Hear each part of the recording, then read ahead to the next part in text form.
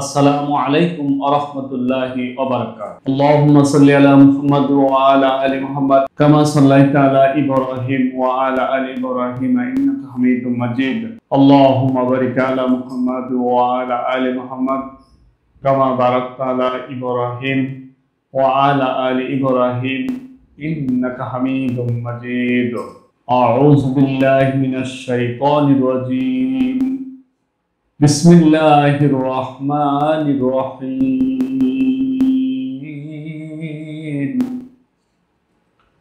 ওয়ায়াসআলুনাকা আনিল মাহিদ কুল হুয়া আযান ফাতাজিলুন নিসা ফিল মাহিদ ওয়ালা তাকরাবুহুন্না হাত্তা ইয়াতহুরনা ফাইজা তাতাহহারনা ফাতুহুন্না মিন হাইসু আমারাকুমুল্লাহ ইন্নাল্লাহা ইউহিব্বুত তাওয়াবিনা ওয়া ইউহিব্বুল মুতাতাহহিরিন। ইন্নাল্লাহা ইউহিব্বুত তাওয়াবিনা ওয়া ইউহিব্বুল মুতাতাহহিরিন। নিসাউকুম হারসুল লাকুম ফাতু হারসাকুম হান্না শিয়তুম ওয়া কদ্দিমু লিআনফুসিকুম ওয়াত্তাকুল্লাহা ওয়া'লামু আন্নাকুম মুলাকুহু ওয়া বাশশিরিল মুমিনিন। ولا تجعلوا الله عرضة لأيمانكم أن تبروا وتتقوا وتصلحوا بين الناس والله سميع عليم. لا يؤاخذكم الله باللغو في أيمانكم ولكن يؤاخذكم بما كسبت قلوبكم والله غفور حليم. للذين يؤلون من نسائهم تربص 4 أشهر فإن فاءوا فإن الله غفور رحيم. وإن عزموا الطلاق فإن الله سميع عليم.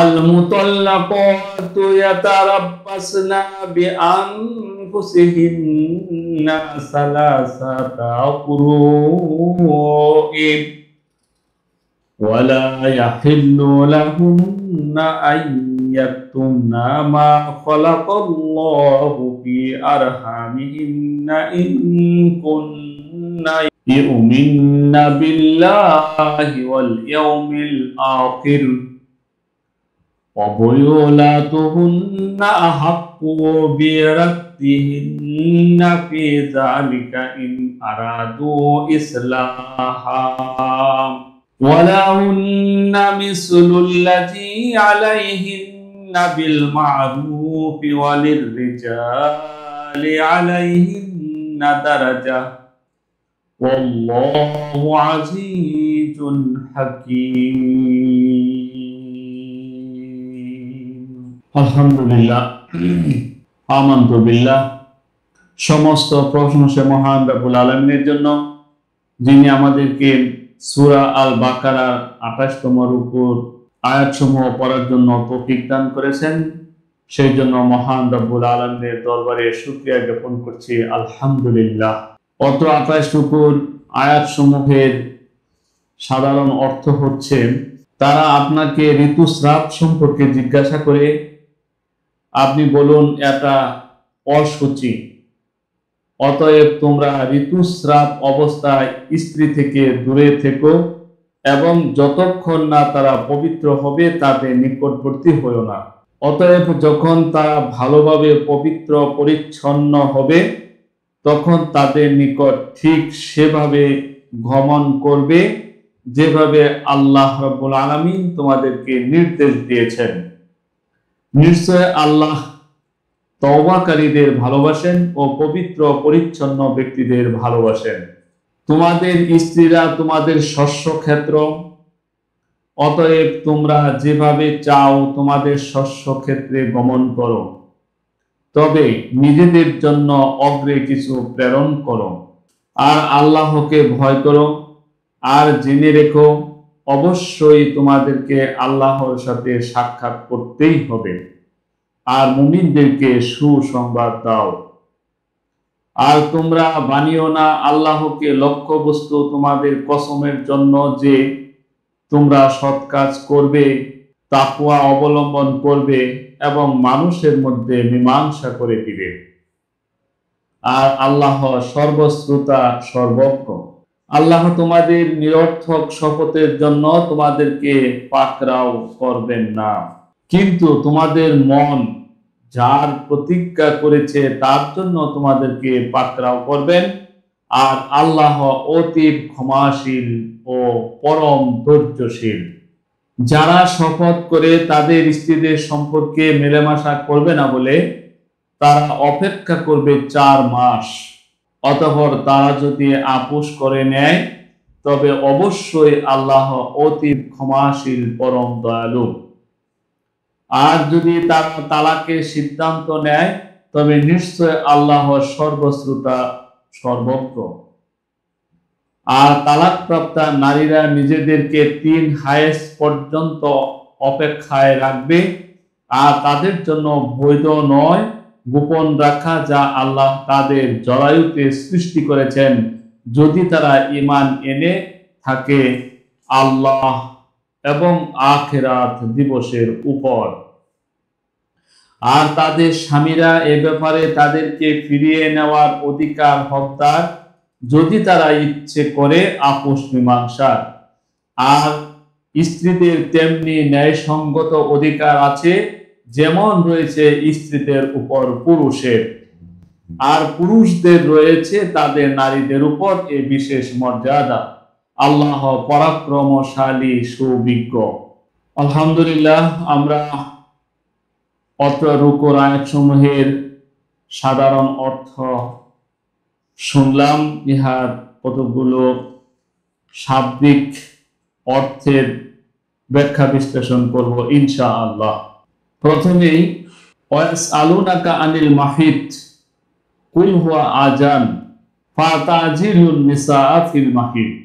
কোরআন মাজিদে ব্যবহৃত আযা শব্দটি অসুচিতা, অপরিচ্ছন্নতা ও রূপ ব্যাধি ইত্যাদি অর্থে ব্যবহৃত হয়েছে। হায়েস বা ঋতুস্রাব শুধুমাত্র অসুচিতাই নয়, বরং চিকিৎসা বিজ্ঞানের দৃষ্টিতেও মহিলাদের জন্য এটা এমন এক অবস্থা যা সুস্থতার চেয়ে অসুস্থতারই নিকটবর্তী। অতএব যখন তারা ভালোভাবে পবিত্র পরিচ্ছন্ন হবে, দূরে থেকে এবং নিকটবর্তী হয়ে না শব্দাবলী দ্বারা একথা বোঝানো হয়নি যে মহিলাদের ঋতুস্রাব অবস্থায় তাদের সাথে এক বিছানায় বসা এবং এক জায়গায় পানাহার করা যাবে না, আর তাকে একেবারেই অতুচ্ছ অস্পৃশ্য বানিয়ে রাখা হবে, যেমন ইয়াহুদি, হিন্দু ও অন্যান্য কিছু কিছু জাতির মধ্যে প্রচলিত আছে। রাসূলুল্লাহ সাল্লাল্লাহু আলাইহি সাল্লাম এই নির্দেশের যে ব্যাখ্যা প্রদান করেছেন তাতে সুস্পষ্টভাবে জানা যায় যে মহিলাদের এই অবস্থায় শুধুমাত্র সহবাস ছাড়া অন্য সব সম্পর্কই তাদের সাথে বজায় থাকবে। যেভাবে আল্লাহ তোমাদেরকে নির্দেশ দিয়েছেন আমারাকুমুল্লাহ, এখানে নির্দেশ দ্বারা শরীয়ী নির্দেশ নয়, বরং প্রকৃতগত নির্দেশই এর দ্বারা উদ্দেশ্য, যা মানুষ ও জীবজন্তুর প্রকৃতির মধ্যে অদৃশ্যভাবে ক্রিয়াশীল রাখা হয়েছে এবং যে সম্পর্কে জগতের সকল প্রাণী স্বভাবগতভাবে সচেতন।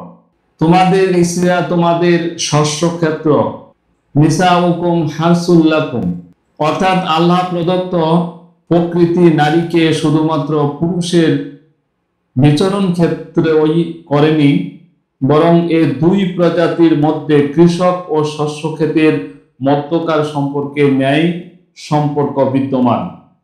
কৃষক শুধুমাত্র বিনোদনের জন্যই তার কৃষি খামারে গমন করে না, বরং এজন্য গমন করে যে সে তাতে ফসল উৎপন্ন করবে।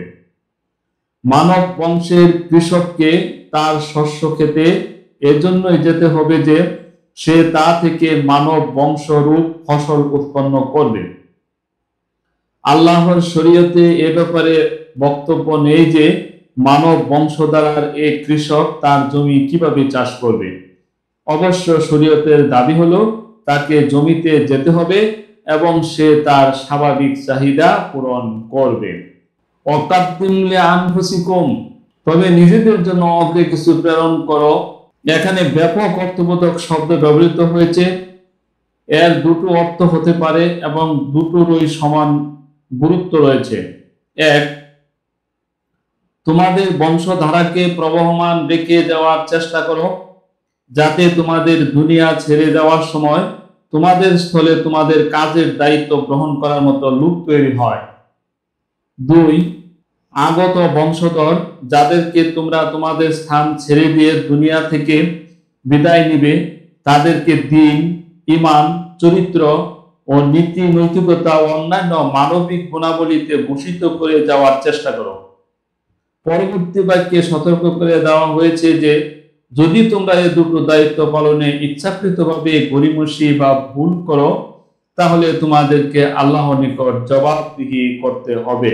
ওয়াতুসলিহু বাইনান নাস, সহিহ হাদিস থেকে জানা যায় যে কোনো ব্যক্তি যদি কোনো বিষয়ে শপথ করে এবং পরে সে জানতে পারে যে এ শপথ ভেঙে দেওয়ার মধ্যে কল্যাণ রয়েছে, তবে সে শপথ ভেঙে ফেলা এবং তার জন্য কাফফারা দেওয়া তার কর্তব্য। শপথের কাফফারা হলো 10 জন মিসকিন তথা নিঃস্বকে খাদ্য দ্রব্য দেওয়া অথবা তাদেরকে পরিচ্ছদ প্রদান করা অথবা একজন দাসকে দাসত্ব থেকে মুক্ত করা অথবা 3 দিন রোজা রাখা। বিল্লাহি ফি আইমানিকুম, তোমাদের পাকড়াও করবেন না।